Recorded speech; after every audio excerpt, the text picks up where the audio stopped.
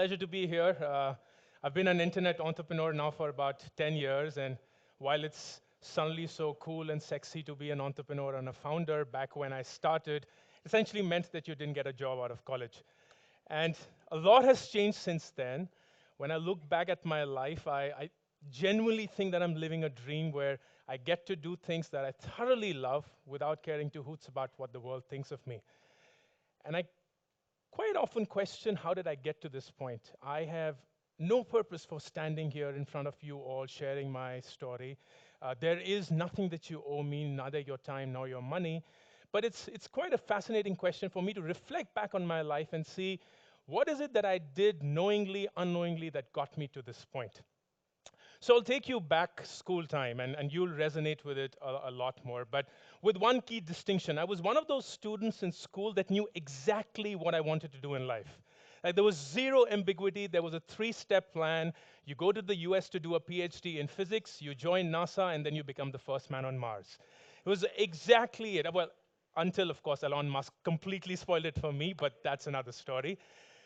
If you ask anyone from my school, my teachers, my colleagues out there, they'll be like, hey, do you know of Ankur? Yeah, we do remember him. What do you know of him? He was the one who would go to NASA. And that was just it. It was super clear. That was the life that I wanted for myself. And I began living that dream. I went to Hindu College, Delhi University. I was one of those who looked down upon engineering because I thought that engineers kind of sold their soul to pure sciences of sorts. But that's another story.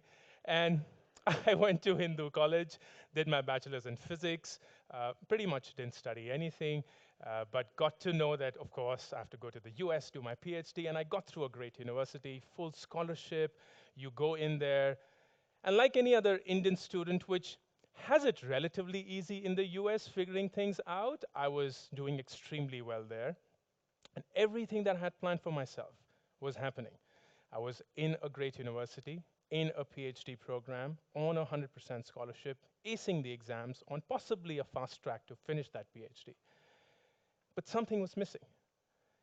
Everyone around me knew this is what I wanted. I knew this is what I wanted. This is exactly what I had planned for. This had been my goal ever since I'd known myself. And yet, something was not clicking. Something was not adding up. And when I stood in front of the mirror and I genuinely asked myself, hey, what is it that is missing? I found, after deep reflection, myself saying, this is something that I'm good at, but this is not something that I'm happy doing. It's something that I'm good at, but it's not something that I'm happy doing. So I remember calling back my parents and saying, I want to come back to India. And they're like, what are you talking about? Who does that? And of course, after a lot of conversations, they got to a point that says, okay, we hear you. You want to come back because you're not liking whatever you're doing. But why don't you finish what you're doing and then come back? And I was like, hold on a second, I've heard this thing before. Because if I remember in class 10th, you told me that if I studied really hard for just this 1 year, I would never have to work hard in life again. And in class 12th, you told me the same thing, that if I got through a great college, I would never have to worry about anything else in life. And the same thing is happening to me again. You, as much as you love me, mom and dad, are just technically incapable of planning my career. Not because you don't love me, you don't care for me, but the world's just moved, and I need a different goal for myself. And I came back to India, much against the wishes of my entire world, and had to start my life from scratch. But there was this thing that was just hitting me really hard, which was, what went wrong? I lived this dream for 10 years. I had this goal. I was on this track. Everyone around me believed that I could do it. I myself believed I could do it. And I was actually doing it. And yet this goal meant nothing. And I'm now back at square one. How do I think about life now? And I don't know why, and I just can't take the credit for this anymore, but I thought at that moment, you know what, the best thing to do is just admit that you're clueless. Just admit that you don't know what you want to do in life. Just admit that you're confused. Just admit that you perhaps don't know who you truly are, and why don't you just take whatever comes to you? So I started spending a lot of time speaking to my friends and so on, and asked them, hey, what are the options in life? And they're like, look, You look like terribly confused, so why don't you do what most confused people do, go get an MBA. And I was like, okay, I've come from Delhi University. I know exactly what an MBA is. I saw all my peers, like their birthright was either go for the IS or give the CAT. And I was like, I don't want to perhaps give 2 years of my life to this, but maybe people are saying that an MBA, let's figure it out. I figured this really awesome school called ISB. It was a 1-year program. It meant like a really new experience. It was only 5 years old, so pretty big risk, but I took it. And thereafter, my life has genuinely been, and I don't stand here with this sense of, oh, I know myself and I know where I've got myself, so I can stand and tell. I genuinely stand here telling you that I began drifting. I began drifting. What I would not call drifting today, but back then it just looked like drifting. I just admitted myself to whatever came across, great opportunities. I had the know-how to figure out what was working, what was not working, but I, at no point of time, tried to box myself with any goal that I had in life anymore. Because the only goal that I had had in life so far had genuinely betrayed me, or much rather, I had betrayed that goal. But something happened 5 years back that brought this all together. It's theory that I can now establish and now I speak about. So 5 years back, one fine morning, I'm not a morning person back then, and you're one of those people who on the 1st of January says, you know what, I have to get back my health. I have to lose those kilos. I have to do it in this span. That's the goal you have to set out. So one fine February morning of 2013, I'm doing some exercise that I'm honestly not even physically equipped to do, and something snaps.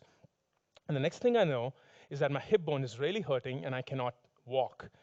And I struggle to diagnose what that is. I go through different MRIs and so on. And in about 2 weeks, doctors established that I have something called avascular necrosis. I've never heard that name before.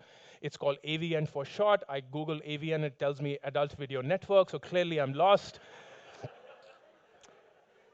And it's just hitting me so hard. What's happening? And the doctor, when he diagnosed this, was like, look, Ankur, we don't know how severe the problem is. It could be big damage to the hip bone or not. But the only thing that I can advise you right now is stop walking. And that hit me hard because I'm a physically active person. I consider myself like jumping here and there. So stop walking on a doctor's prescription was literally like stop breathing. But I had to take it. Well, it's the doctor saying it. So you go through this entire surgery. And after the surgery, I was on a bed rest for 3 months. I was on crutches for about 5 months. I could kind of relate to what Karan went through. And it was a pretty big deal, like for a physically active, generally jumpy person to be on bed rest and then in crutches for 5 months was a pretty big deal to go through. But as I am generally in life, one fine flight that I had taken, after all this is over, I'm speaking to myself and I'm like, look, life told me to stop walking. How do I respond back to life saying, this chapter is over? Like, I'm so done with you. It's this breakup that we are past and we're just moving on in life. And in that moment of craziness, I said, if life told me to stop walking, I will run. And I will run the Airtel half marathon that was scheduled to happen in November that year, and this is Jan that I'm talking about. I've just come from a surgery. I told my doctor I want to run in. He was exactly like how my parents was when I told them I want to come back to the US. Like, what are you talking about? And of course, he advised me, but then he was like, listen to your body, and if it says that you shouldn't do it, don't do it. I think you're an adult, you know what's best for you. So I started training for the marathon, and I started running. It's really hard. I'm not a physically active person. I weigh about 89 kgs. I have had the love of my mother all my life, so she's fed me thinking like, kitna kamzor ho gaya, and it's just happened all through. Not a morning person, never been to a gym in my life, and all of that had to come together for this November journey of running the half marathon. And I did that for about 5, 6, 7 months. I was consistent with it.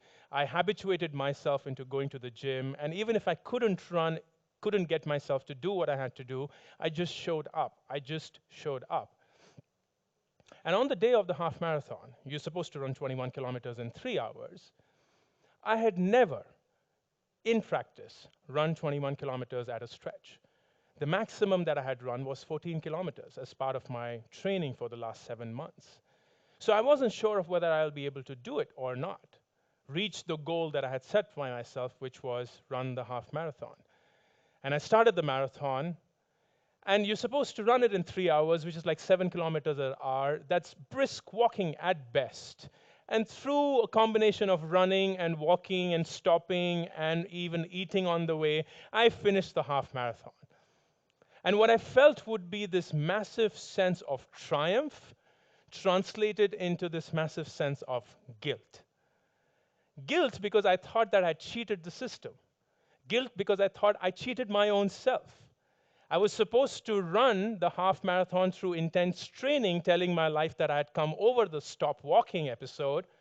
And here I cheated it by just doing something that I'd never done before in life, hit my goal, but really not. And I didn't feel so good about it. So I then started asking this question, what is it that I can now do, which is not a goal anymore? It's something that I have to do every single day of my life, and I can't cheat one fine day and say, make it work. I can't cheat one day to just run 21 kilometers. I can't just cheat one day to hit that goal. And I said, I'll become physically fit. I'm still about 86 kgs or so clearly the running hadn't had much impact. And I was like, how do I know that I have actually become physically fit? I didn't have a best answer. There was no measurement. So I said, again, in a moment of craziness, I will get six-pack abs. 86 kilos. Nearly not what I am today. And for a change, I didn't want to set a time. I didn't want to set a process. I didn't want to set anything that made me feel that if I hit the goal, I was awesome, and if I didn't hit the goal, then I was just a loser. I wanted to just commit to it, and commit to it in such a way that you can't just one day show up and like six packs ab. No, you have to alter your life fundamentally, and that's what happened. I completely changed my life. I changed my diet. I changed my routine. I became a morning person. I started showing up. I made fundamental shifts to how I navigated towards my physical dimension, and I navigated in my mental dimensions. And over time, in 5 months, I had six-pack abs. And that wasn't where I stopped, because the best thing was I wasn't looking at that as a goal anymore. I was looking at it as a habit. I wanted something that I could do every single day of my life, which was never meant for something that I would achieve, but would just become a formal part of who I am forever. So even today, I show up at the gym every day. Even today, I eat right. Even today, I meditate. Even today, I spend time with myself very early in the morning, and every single thing that I'm truly proud of. And I stand here today not to preach, I'm no one, just to genuinely share my story and to tell you that the biggest difference that I made in my life was to stop setting goals and to actually set habits. Because when you set habits, you're not really working towards a goal. And everyone around you will be forcing you to think of a goal for yourself. As students, they'll be like, you have to get this job, you have to get this grade, you have to get this much in extracurricular. If you're in a relationship, you have to be this certain person. If you're an employee, you have to have this much of grades in your annual appraisal, or this much or salary, or this much of whatnot. And every single one will be forcing you to set a goal for yourself. And very rarely do we actually stop and ask ourselves, are we living our own lives, or are we living the life of someone else? Is success that we define for ourselves success that we have defined, or that others have imposed on us?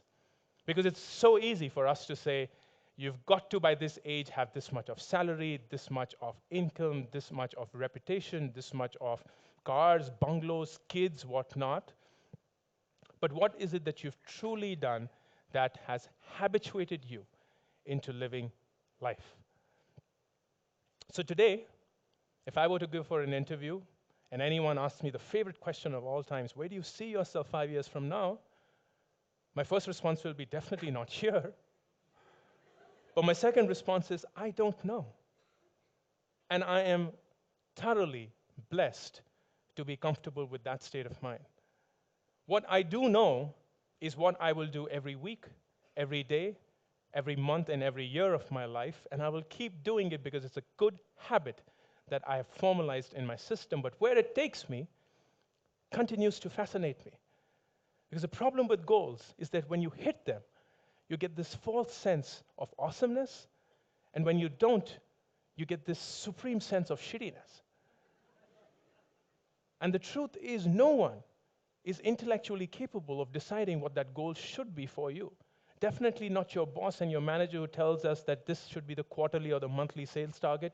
Not your professors who will be telling you that this is the bare minimum grade that you'll be getting. Not the placement coordinators who will be telling you that this is the minimum salary you should be going for. Not the university that tells you this is the basic company that you should be joining or the title that you ought to have. And if you don't hit it, you feel inadequate, you feel incapable, and if you hit it, you get this false sense that I can achieve everything. So the only thing that you can truly do, which is truly in your control, is starting today, commit yourself to something that you will perhaps do for the rest of your life. And you'll be fascinating at how far it will take you. So the simple experiment I'll leave you with, which is practical advice. The 1st of Jan is upon us. The day of resolutions when you ought to change your life, quit smoking, quit drinking, quit that relationship that you shouldn't have been in the first place, and lose those kgs that you've already piled on. Let's start with that simple experiment. If you want to lose kilograms, just habituate yourself to show up at the gym every single day. And I challenge you, don't do anything. Don't lift any weight. Don't run on the treadmill. You can hang around as much as you want. Just listen to the bloody music. But just go every single day. And you'll be amazed at how much you will lose by the time the end is over.